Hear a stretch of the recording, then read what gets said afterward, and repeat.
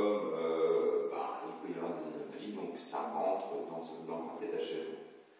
Après, on a un deuxième niveau de garantie qui est le parfait fonctionnement. Donc la garantie de parfait fonctionnement, elle va toucher tout ce qui est facilement remplaçable. Donc ça va être les interrupteurs, la robinetterie, pour le E bien en robinetterie, la quincaillerie, les poignées, la crémole, le système là, le ventail de fenêtre, le carreau sous toute réserve, que ce soit pas vous qui l'ayez cassé, le chauffe-eau, les WC, enfin, tout ce qui est facile des conducteurs, tout ce qui est facilement remplaçable, c'est garanti 2 ans. Et après, au-delà de ça, c'est la garantie décennale. Ce qu'il faut retenir de la garantie décennale, c'est que dans tous les cas, elle intervient qu'à partir du moment où l'habitation est rendue impropre à sa destination. Donc ça veut dire qu'on a principalement des problèmes d'infiltration, que ce soit par la toiture, que ce soit par les murs, suite à des fissures, des choses comme ça. Voilà.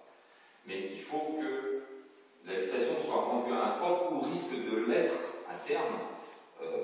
Et là, la garantie décennale fonctionne. Alors comment fonctionne la garantie décennale? En fait, elle mutualise les efforts pour trouver une solution dans les plus brefs délais. Ça va être, alors soit le problème est majeur et important, donc il y aura experts, etc., et puis ça déclenche une intervention qui est drivée par l'expert. Soit c'est une intervention mineure, et là, l'assurance vous donne un chèque de 1500, 2000, 3000 euros, puis après, vous vous débrouillez avec l'entreprise pour faire les travaux. Mais la garantie décennale, donc, qui intervient